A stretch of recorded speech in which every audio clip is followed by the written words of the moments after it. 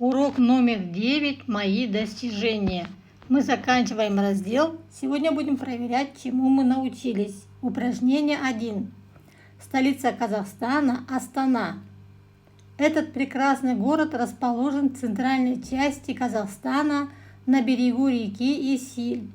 Архитекторы, дизайнеры, строители создали уникальные здания, памятники, скульптуры, парки, цветники и фонтаны. Астана стала крупным деловым центром. Отвечаем на вопросы. Где расположена Астана? Астана расположена в центральной части Казахстана на берегу реки Исиль. Кто создавал уникальные сооружения? Уникальные сооружения создали архитекторы, дизайнеры, строители. Что создавали архитекторы и строители? Архитекторы и строители создавали уникальные здания, памятники, скульптуры, парки, цветники и фонтаны. Чем стала Астана? Запиши последнее предложение в тетрадь. Астана стала крупным деловым центром. Упражнение 2. Установи соответствие. Что символизирует голубой цвет флага? Ответы находим в голубой рамочке. Что символизирует солнце на флаге? Что символизирует орел на флаге? Что символизирует на гербе шанрак? В розовом столбике вопросы, в правом столбике в голубом ответы. Вы подбираете правильные ответы. Дұрыс жауаптарын сәйкестендіріп жазып шық. Голубой цвет флага символизирует мир, традиции, семейное благополучие. Солнце на флаге символизирует единство народов, чистоту помыслов. Орел на флаге символизирует свободу и независимость. Шанрак на гербе символизирует жизнь и благополучие. Упражнение 3. Послушай притчу. Отец и сыновья. Отец учил своих сыновей, чтобы они жили в мире и согласии. Но сыновья его не слушались и вечно ссорились. Однажды отец попросил сыновей принести веник и сломать его. Сколько ни старались сыновья, так и не смогли его сломать. Тогда отец развязал веник и велел сломать по прутику. Быстро сыновья сломали прутья веника поодиночке. Отец и говорит: так и вы, если в согласии жить будете, никто вас не одолеет. А если будете ссориться и все поодиночке делать, вас любой победит. Какова ключевая идея притчи? Придумай 3 вопроса по содержанию текста. Запиши их. Подходит ли фраза «в единстве сила» к этой притче? Обоснуй. Осы мәтіннің негізгі ойын тап. Мәтінге 3 сұрақ құрастыр.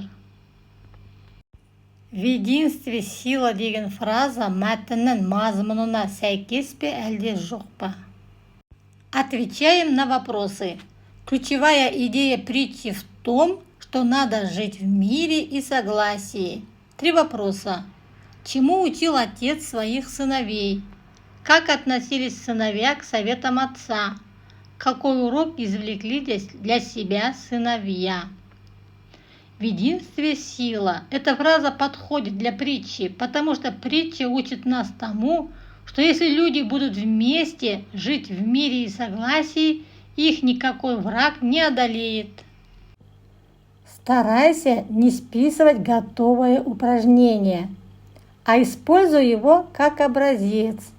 Где-то измени, где-то добавь свое, и у тебя будет самая лучшая работа в классе.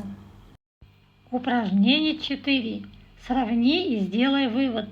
Заполни таблицу. Какой признак существительного лежит в основе деления на такие группы? Рассуждаем так. Слова «отец», «сыновья» отвечают на вопрос «кто?». Слова «веник» и «прутья» отвечают на вопрос «что?». Значит, это одушевленные и неодушевленные существительные.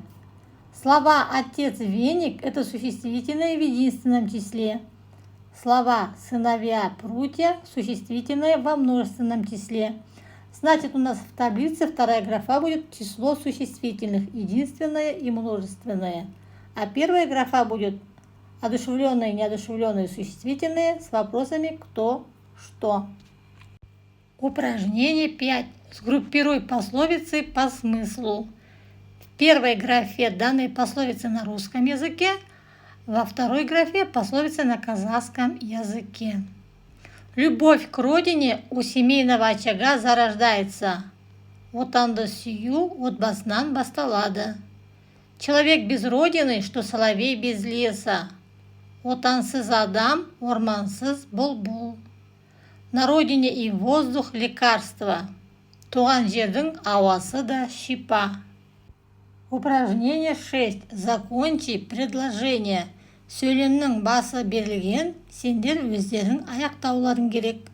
Мысалы, моя родина – это Республика Казахстан. Когда я вырасту, то буду приносить пользу своей стране. Я хочу, чтобы моя страна была развитой, гостеприимной, дружелюбной. Я благодарен своей родине за то, что у меня есть семья, родители, друзья. Вы можете написать свои варианты. Упражнение 7. Выбери правильный ответ. Первое. Какие кружки? Второе. Какие кружки? Какие кружки? Занимательные, интересные. Какие кружки? Стеклянные, чайные. Какой вывод можно сделать из этого упражнения? Да, от ударения в слове зависит его значение. Если мы говорим кружки, это то, что проводится в школе, хобби, занимательные, интересные занятия, да? А если мы говорим кружки, это посуда, кружка. А теперь выполним эти задания. Продолжи предложение. Сөйлемді жалғастыр. Уважение к флагу – это уважение к кому? К народу. К чему? К родине, стране, республике. Все граждане Казахстана имеют равные права.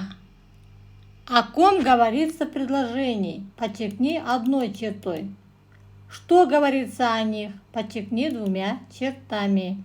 Сөйлемде кім туралы айтылған? Бір сызықпенсіз. Олар туралы не айтылған? Екі сызықпенсіз. Все граждане Казахстана имеют равные права. В предложении говорится о гражданах Казахстана. Слово «граждане» подчеркиваем одной чертой. Говорится, что граждане имеют равные права. Имеют подчеркиваем двумя чертами. На этом наш урок окончен. Желаю тебе получить самый высокий балл. До свидания.